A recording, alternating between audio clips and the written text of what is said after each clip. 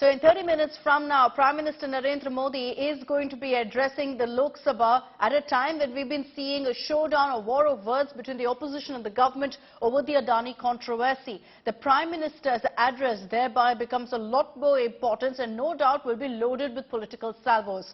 The opposition has been trying to corner the Prime Minister and his government over the Adani issue, demanding time and again a statement from the government and particularly for the Prime Minister to speak on this issue. Yesterday, we had Rahul Gandhi speaking on behalf of the Congress when he repeatedly targeted the Prime Minister directly, alleging a direct link between Narendra Modi and Gautam Adani.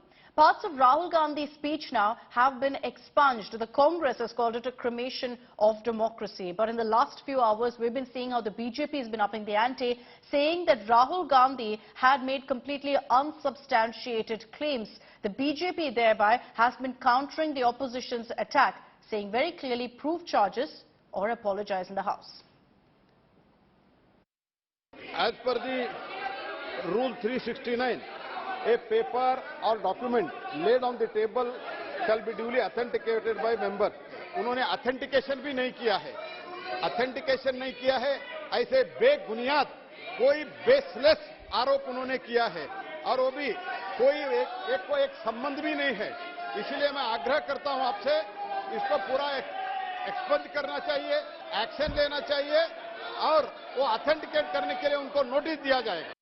सारी चीजें जो है कांग्रेस की हुई है और सारी घटिया बातें उन्होंने कही हैं। इसके ऊपर हमने प्रिविलेज मोशन किया है। स्पीकर साहब से कल रात मेरी बातचीत हुई है, मैं था उनके साथ।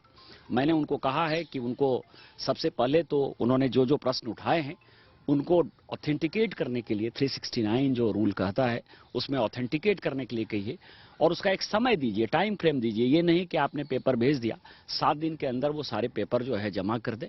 यदि 7 दिन के अंदर पेपर जमा नहीं करते हैं तो इनके ऊपर प्रिविलेज जो है हम लोग चालू करेंगे। 1500 एकड़ जमीन ली गई सर, 300-350 एकड़ जमीन बनोई जी की थी सर, समझे आप?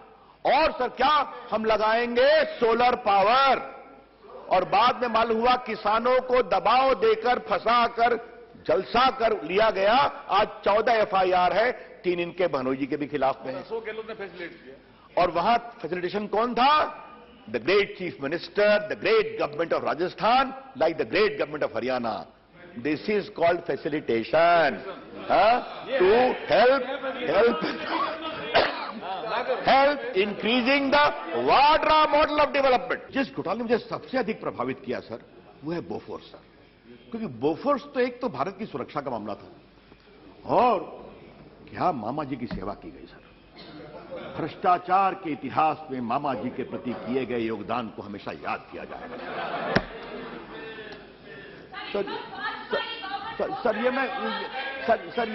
ये मैं क्यों कह रहा हूं सर कि बाकी तो चीजें इन्वेस्टिगेशन में थी सर, बाकी चीजें कोर्ट की कार्रवाई हुई सर, लेकिन मामा जी को 2 अस्त्रों पर सहयोग किया गया सर, मामा जी को भगाने में और मामा जी का बैंक अकाउंट छुड़वाने में। यह आरोप किसने लगाया?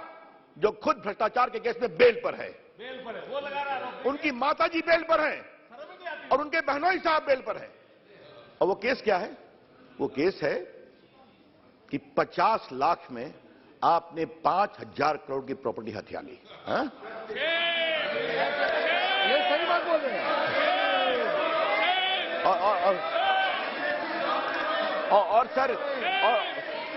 सर ये सर मैं बोल रहा हूं नेशनल हेराल्ड के मामले में सर, नेशनल हेराल्ड, अरे आप ट्रायल फेस कर रहे हैं, छोड़िए सर नेशनल हेराल्ड के मामले में सर आप ध्यान रखें सर कि एक आजादी के आंदोलन का अखबार था, उसके शेयर गोविंद वल्लभ पंत, नेहरू जी, टंडन जी सब ने रखे थे सर। एक रात उसके सारे को बेच दिया गया यंग इंडिया को। यंग इंडिया के ओनर कौन कौन थे? माता जी और पुत्र जी और मोतीलाल वोरा जी सर। और उसको जो 90 करोड़ रुपया लोन दिया गया था कांग्रेस पार्टी के द्वारा, यहां पर आया तो उस लोन को राइट ऑफ कर दिया गया।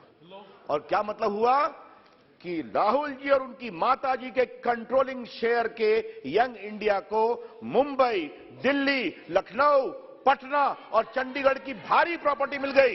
ये है चीन का जिक्र आपने किया। क्या प्रधानमंत्री अपनी जबान को जुम्बिश देंगे और चीन का नाम लेंगे? क्या आप चीन को डेमचौक और डेमसांग से उखाड़ कर फेंकेंगे? डीजीपी कॉन्फ्रेंस में चेयरमैन साहब कहा गया कि 65 पेट्रोलिंग पॉइंट में से 26 पेट्रोलिंग पॉइंट पर भारत की फौज पेट्रोलिंग नहीं कर सकती है। चीन से आप डरते हैं। अरे डिसएंगेजमेंट हुआ तो डी एस्केलेशन कब होगा, डी इंडक्शन कब होगा? चीन से आप डरते हैं। 3 साल से चेयरमैन साहब 50,000 भारत की फौज हजारों फीट चोटियों पर बर्फ में खड़ी हुई है। देश के प्रधानमंत्री को क्या भारत की आवाम पर भरोसा नहीं है, भारत की फौज पर भरोसा नहीं है? अरे चीन का नाम लीजिए वजीर आजम, डरिए मत चीन से।